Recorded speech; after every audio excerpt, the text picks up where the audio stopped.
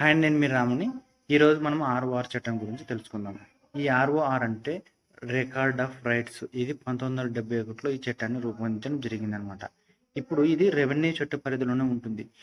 ఇంతకుముందు ఎలా ఉండేదంటే ఎంఆర్ఓ ద్వారానే ప్రాసెస్ మొత్తం జరిగేది. కానీ ఇప్పుడు మాత్రము ఎంఆర్ఓ నుంచి కలెక్టర్ బదిలీ చేయడం జరిగింది. కానీ ప్రతి ఒక్క ప్రాసెస్ వచ్చేసి ఎంఆర్ఓని దీన్ని చూసుకోవాల్సి వస్తుంటుంది అనమాట. ఇందులో డిజిటల్ పాస్బుక్ కూడా మనకి ఎంట్రీ చేసుకోవడానికి అవకాశం ఉంది. చాలామంది మాత్రం దీన్ని మర్చిపోతున్నారు. కంపల్సరీ డిజిటల్ ఏమంటారు పాస్బుక్ తీసుకోవాల్సింది, ఎంట్రీ చేయాల్సింది. తర్వాత ఇంకొకటి, బ్యాంకుకి వెళ్ళిన తర్వాత మనం ఏదైనా లావాదేవీలు చేయాలనుకున్నప్పుడు మార్టిగేజ్ చేశారా లేకుంటే ఆర్ఓఆర్లో రికార్డ్ అయిందని అడుగుతారు. కాబట్టి మనం ఏం చేయాలంటే బ్యాంకులో మార్టిగేజ్ చేయాలంటే ఆర్ఓఆర్లో రిజిస్టర్ చేసుకున్న తర్వాతనే మనం బ్యాంక్కి వెళ్ళి లావాదేవీలు చేసుకోవాల్సి వస్తుందంట.